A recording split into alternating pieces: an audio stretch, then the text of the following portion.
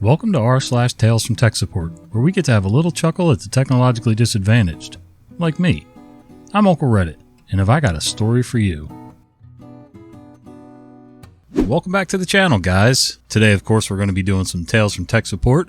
The other night, I released the second video on our second channel, and if you haven't checked that out yet, I'm going to try to put the link in the description down below as soon as I get my head out of my butt and make that sort of a regular thing.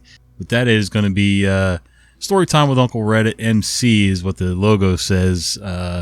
We've been toying around with some different iterations of Story Time with Uncle Reddit 2 or 2.0 or something like that. So any thoughts on that, let me know when you visit the other channel. And let's get started and read some stories tonight. First day of job, exposed massive security flaw. So I started a new job yesterday. First things first, get a login. But it's more complicated than asking the person next to me to do it. You see, I now work for a large group. I am IT support for a subsection. This means that I have to call up the group IT to get my login. So for my personal phone, I do so, only needing to confirm my name and boss to have them find my account and inform me that the details have been emailed to my boss. An hour later, my new boss hasn't received my info and has decided they might not have told the truth, directing me to call them again. Speak to the same person. They give me an ID and password. I log into my new laptop. Going through the Outlook and Teams first-time logins, I noticed something odd. Should a day-old account really be downloading so many emails? Why do I have a Teams profile picture? Why is it definitely not me? Crap. Show my boss I've been given access to the account of someone with the same name as me that already works there and log off. Yes, I was given full access to someone else's account without needing to answer a single security question. Why calling from my personal, definitely not registered with group phone? I think this isn't good. Boss, understandably, calls group IT and gives them a good bollocking. I sit around all day waiting for this mess to be sorted. Today I've been sent on site. Still don't have a login. Fun times. So it seems like the main IT group in this place has two issues. One, they don't pay much attention when you talk to them or email them. And two, they don't bother double checking that you are the person. Like you said, no security. No security questions asked, no proof that you say you are who you are. And it would be very easy to check that out before they start giving you login information for somebody else's account. But yeah, oh well. Some days be like that, I guess. How did these people even manage to be hired? Sorry, but gotta vent a bit. User, a PC has a problem. Me, is the PC currently available? I can fix it in 3 minutes. User, with an offended tone. Not during business hours, so why can't you fix it? I need access. Can you call me when it's available? User, we have 50 patients and it needs to be fixed now. Me, can you call me when it's available? User, the doctor is very angry. Me, can you call me when it's available? User, is your boss named such and such? Me, can you call me when it's available? User, okay, thanks, and hangs up. User calls in the next day. Why is this not fixed? Me, is it available? User, no, I'll call you back. Hangs up and never calls back despite my 5 follow-up calls. These people are entrusted with patients' lives. Oh, the doctor's angry. Ooh, ah. Yeah, not impressive. I don't care. The only way it can be fixed is if I have access to it. If I can't have access, then yeah, you're stuck. Your problem. Wow. People are amazing. Very entitled. Everything should go their way. Doesn't matter if it makes sense or if it's even possible. It just has to go their way. My own first day on the job story. As a teenager, back in the time-sharing days, I got a job working for my dad's one-man, now two-man, consulting company. The company he worked for had just switched to a new kind of computer. My dad gives me his login and the manual and tells me, figure out how this thing works and explain it to me. As I go through the manual, all the passwords and all of the examples are XXX. After a while, it dawns on me that this is how the systems are shipped. I give it a try, and sure enough, I'm logged into the main admin account. Hey Dad, this system still had the default admin password. I have complete control. My dad gets on the phone to their head guy and tells them they have a serious security problem. Reminds them that they just fired a bunch of disgruntled employees. They talk for a bit, and my dad turns to me and says, he says you can't actually do anything. Me, type. I have him log into his own account. My dad says to the phone, my son says try logging into your own account. Yeah, I'll wait. A minute later, yeah, I think we need to do something about this. Oh my god! So, does that mean everybody they let go was using all default logins and passwords? That's what I'm hearing, right? Tell me I'm not totally nuts. Wow. That's, yeah. Somebody better get on there and start figuring out how to, delete permissions or whatever. And definitely update all your passwords to everything. Do you know about this? I was out sick last week. One of our clients sent me an email in the morning. I'm sick, I'm not reading email. To say he was getting an error message while trying to do something and wanted to know if I knew about it. I get a text message late in the afternoon about this because an employee of that guy wanted an update on the situation. They called into our helpline and had said the ticket was assigned to me, even though I was sick.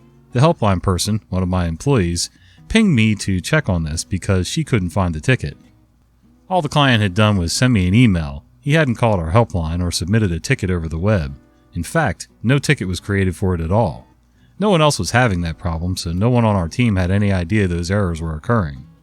But this didn't stop the guy's employee from being upset that we hadn't fixed their problem all day.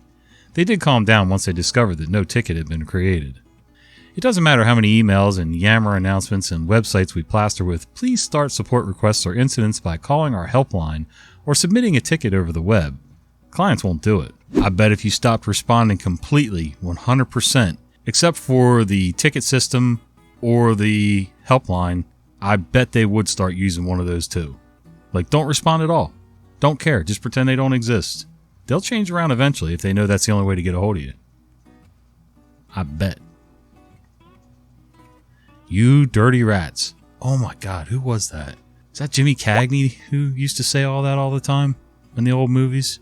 Tech specialist for 3 public schools here. I received a work order this morning from a kindergarten teacher. Work order stated that 3 of her 4 student desktops suddenly lost network connection. I go there this afternoon. I look and see that the long table that the desktops are on has been pushed far to the right side. In doing so, the patch cables at the drops get yanked out of the wall. Teacher walks in. I explain to her what happened. She states she has no idea how that happened. She says no one moved that table at all. I just go and put them back in and move the table back. Luckily, none of the ends were damaged.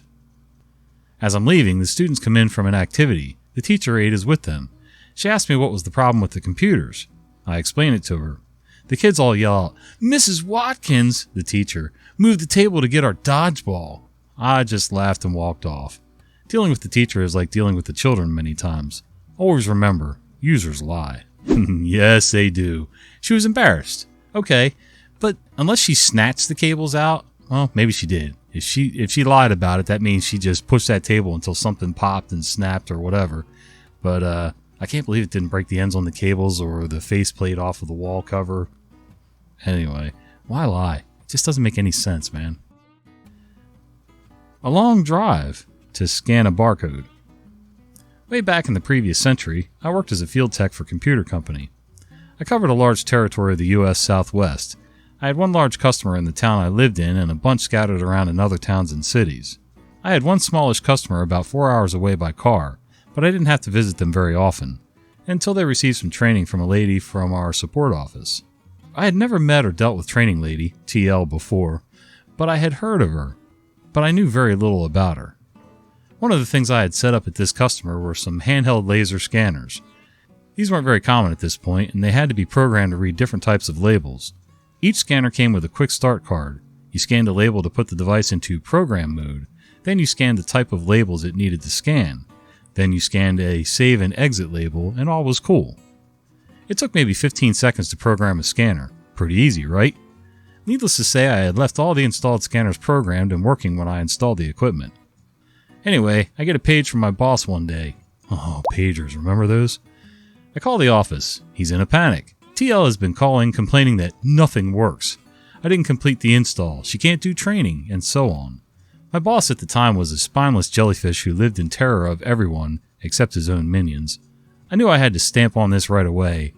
I had heard tales from other techs about the boss selling his staff down the river to appease anyone being critical. I calmly but forcefully refuted that nothing worked. I had left everything just fine. We had had no support calls from this customer since I had done the installation. I would call them and find out what was going on. My boss instantly changed his tune.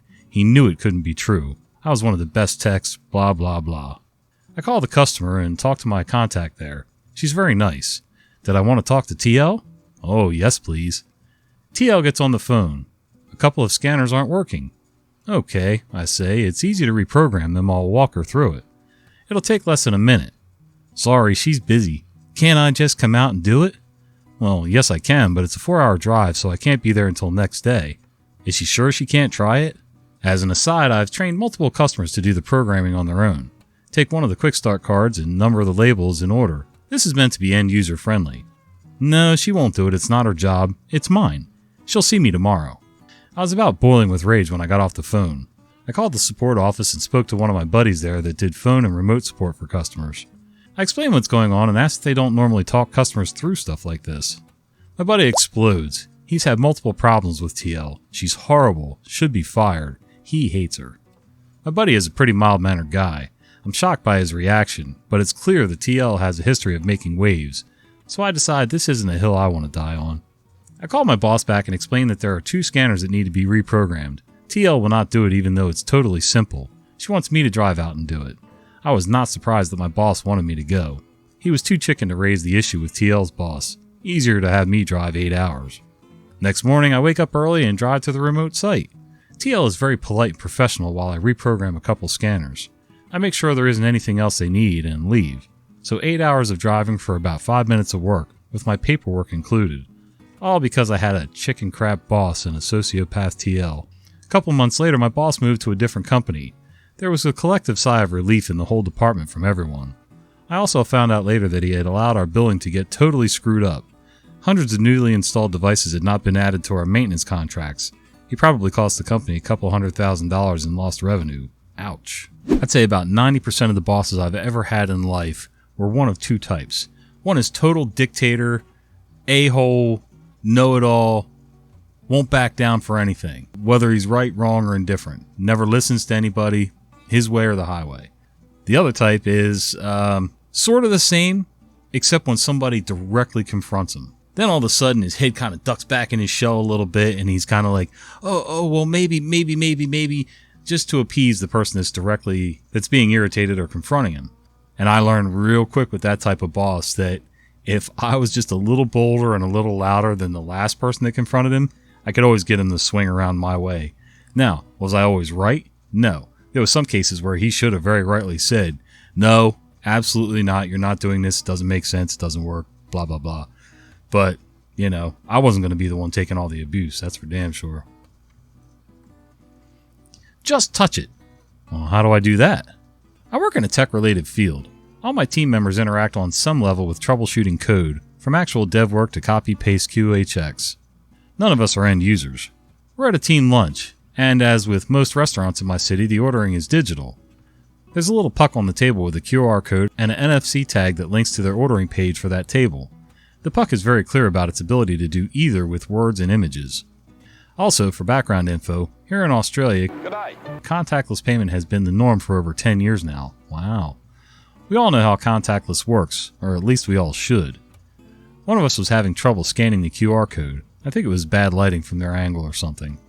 The following conversation is paraphrased and context is spelled out for you, the reader. Me, just tap your phone on it instead. Them, how do I do that? Me, what do you mean, just touch your phone to the thing? Same way I saw you pay for coffee this morning. Them, okay, so I opened the camera app and then what? Me, no camera app, forget about the camera. Touch your phone to the puck thing. Them, I'm not really sure how to do that. Me, this is actually beginning to stress me out that you won't even try. Here, watch. I touch my phone, which is clearly on my home screen with no apps open, to the puck, and it opens the ordering webpage automatically. Them, very unsure of themselves, opens the camera app again, then holds the phone about 5 centimeters above the puck. Camera can't even see the QR code at this angle. After several seconds of this hover action and me holding back from losing it, it finally drops close enough to scan the NFC and open the page. What is it about tech that breaks people's brains? Physically placing something down onto the table should be a simple instruction, right?